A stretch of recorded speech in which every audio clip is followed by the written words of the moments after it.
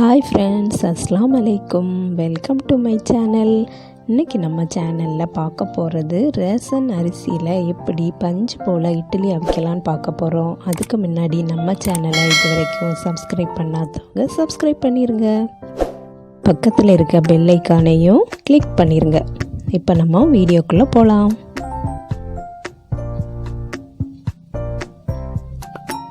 நான் நைட்டே அரிசி உளுந்து ரெண்டையும் ஊற வச்சுருக்கேன். நைட்டு 9 மணிக்கு ஊற வச்சேன். அதே போல் மறுநாள் காலையில் 9 மணிக்கு தான் நான் ஆட்ட போகிறேன்.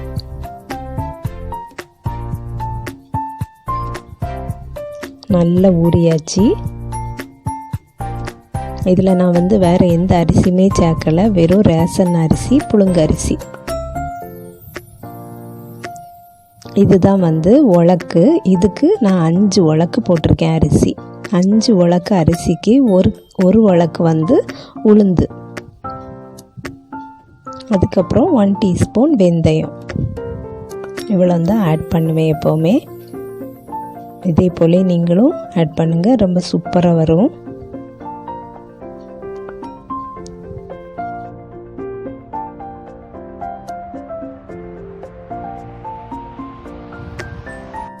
உளுந்தும் நல்லா ஊறியிருக்கு. இதில் நான் 1 டீஸ்பூன் வெந்தயமும் ஆட் பண்ணியிருக்கேன்.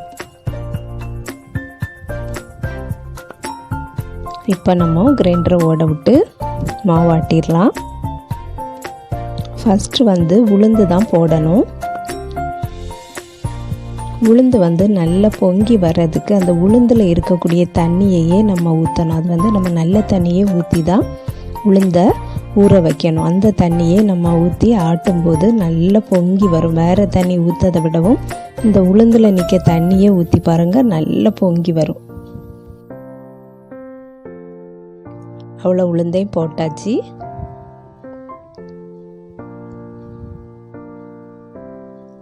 நம்ம அதை இடையில கிளறி விட்டுட்டே இருக்கணும்.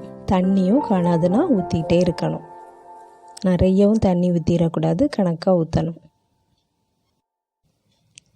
கிரைண்டர் சூடாகி அந்த மாவு சூடாக உங்களுக்கு தெரிஞ்சதுன்னா அதில் கொஞ்சம் ஐஸ் வாட்டர் வேணால் ஆட் பண்ணிக்கலாம்.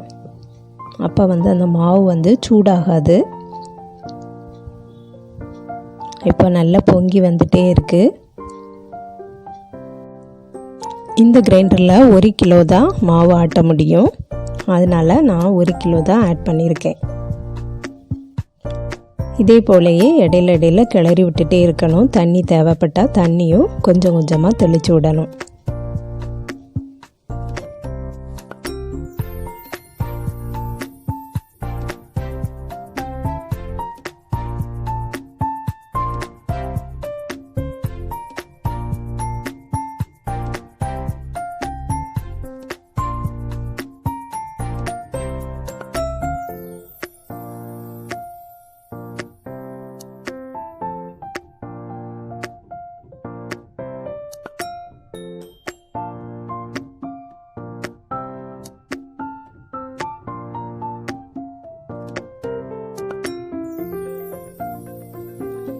நல்லா அரைஞ்சி பொங்கி வந்தாச்சு. இப்போ நம்ம மாவை வலிச்சிடலாம்.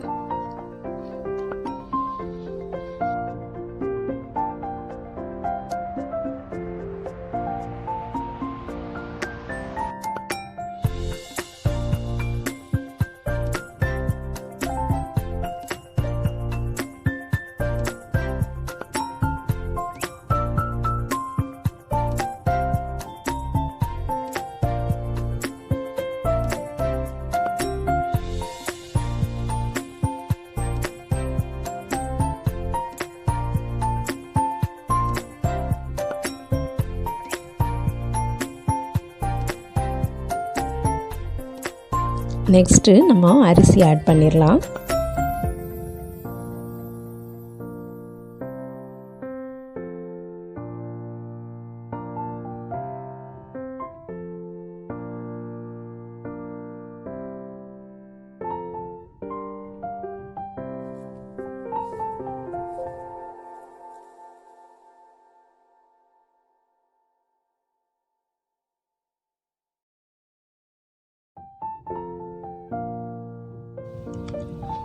நல்ல பொங்கி வந்திருக்கிறதுனால நமக்கு ஒரு டப்பா ஃபுல்லாக உளுந்து மாவு கிடச்சிருக்கு.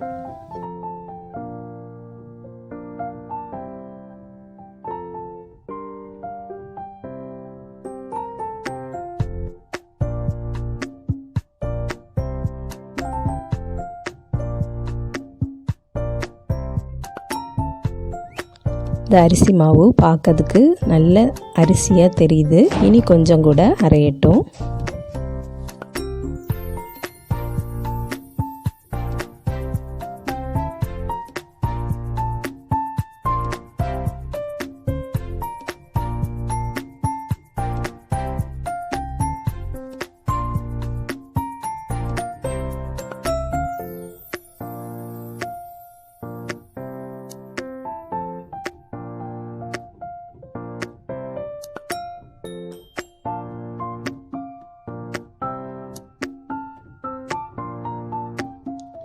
இப்போ அதில் இருந்தும் கொஞ்சம் கூட அரைஞ்சிருக்கு. இனி ஒரு 5 நிமிஷத்தில் நம்ம வடிச்சிடலாம்.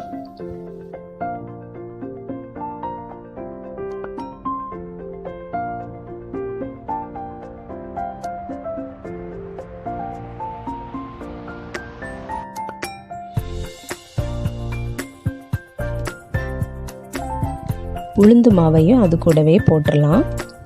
அரிசி மாவு கூட உளுந்து மாவையும் சேர்த்து கொஞ்சம் ஒரு 5 நிமிஷம் ஓட விட்டுட்டு நம்ம வெளிக்கலாம்.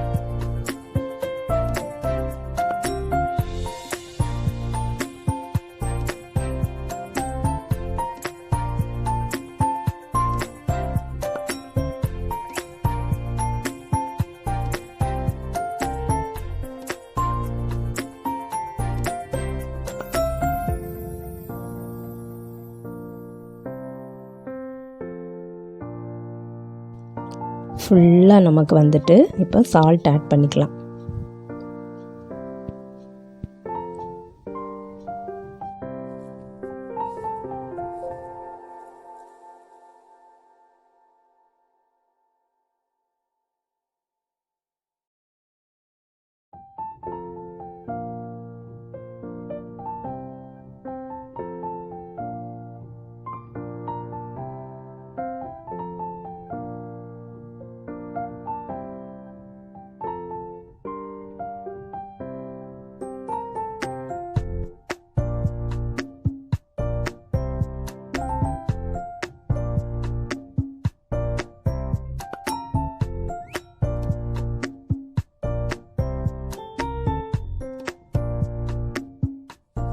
அரிசி மாவு வந்து ரொம்ப அரைஞ்சிட்டுனாலும் இட்லி வந்து நல்லா வராது.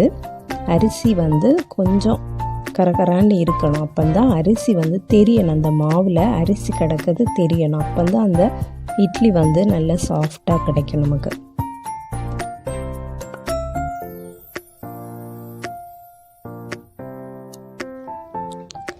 இப்போ நம்ம பாக்ஸில் ஊற்றி ஃப்ரிட்ஜில் ஸ்டோர் பண்ணி வச்சுக்கலாம். நான் எப்போவுமே அரைச்ச உடனேயே ஃப்ரிட்ஜில் ஸ்டோர் பண்ணிடுவேன்.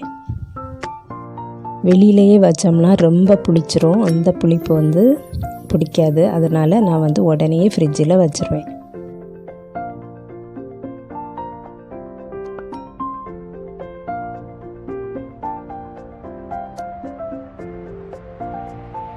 இந்த கண்டெய்னர் ஃபுல்லாக நமக்கு மாவு கிடச்சிருக்கு.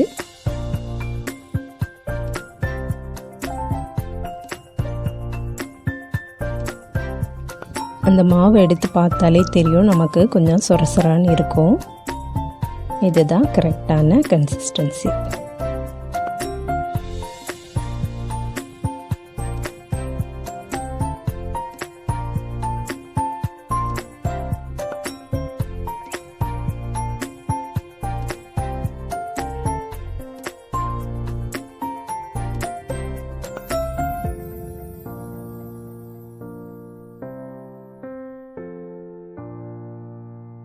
காலையில் இட்லி அவிக்கிறதுக்காக வேண்டி நைட்டே பாதி மாவு எடுத்து வச்சுருக்கேன். கொஞ்சம் புளிக்கணும், அதுக்காக வேண்டி. மீதி மாவை வந்து காலையில் ஆட் பண்ணால் போதும். இப்போ மீதி மாவையும் மிக்ஸ் பண்ணிடலாம்.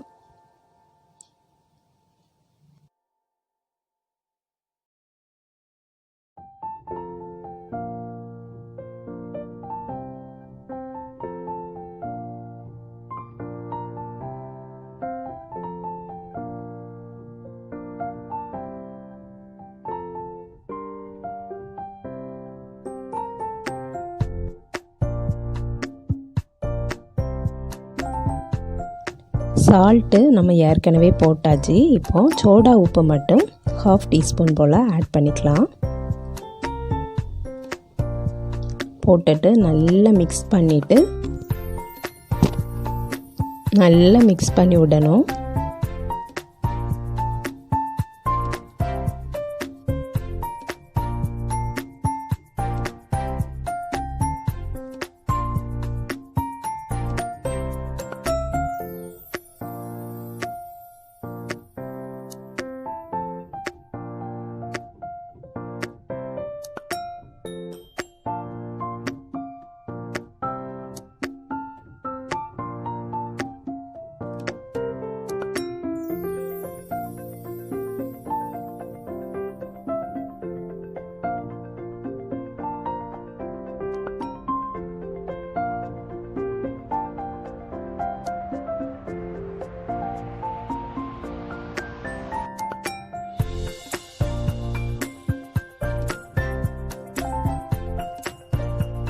மிக்ஸ் பண்ணியாச்சு. இப்போ நம்ம இட்லி பேனில் ஊற்றிடலாம். அதில் ஆயில் தடவி வச்சுருக்கேன். இப்போ நம்ம ஊற்றிடலாம்.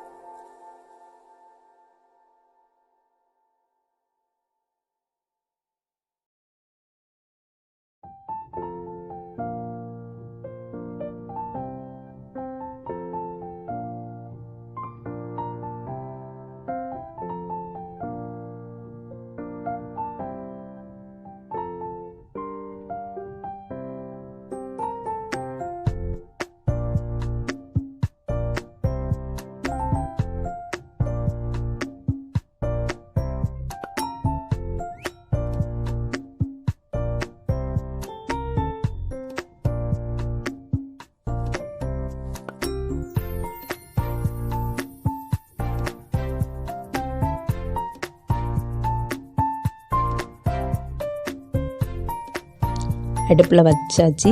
10 நிமிஷத்தில் இட்லி நமக்கு ரெடி ஆயிரும். இட்லி எடுத்தாச்சு. நல்லா வெந்திருக்கு. நல்ல சாஃப்டான இட்லி நமக்கு இப்போ ரெடி. நீங்களும் ட்ரை பண்ணி பாருங்கள் ஃப்ரெண்ட்ஸ். இது வந்து நம்ம வேறு எந்த அரிசியுமே யூஸ் பண்ணலை. வெறும் ரேஷன் புழுங்கல் அரிசி.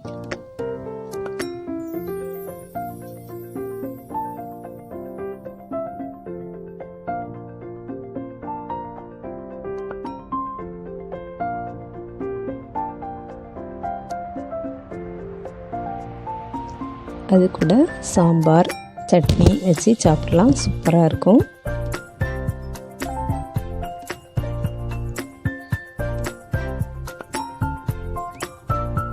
இதே போல் நீங்களும் ட்ரை பண்ணி பாருங்கள் ஃப்ரெண்ட்ஸ். இந்த வீடியோ பிடிச்சிருந்தனா லைக் பண்ணுங்கள், ஷேர் பண்ணுங்கள். நம்ம சேனலை இது வரைக்கும் சப்ஸ்கிரைப் பண்ணாதவங்க சப்ஸ்கிரைப் பண்ணிடுங்க. நெக்ஸ்ட் வீடியோவில் வேறு ஒரு ரெசிப்பியில் சந்திக்கிறேன். அஸ்ஸலாமு அலைக்கும்.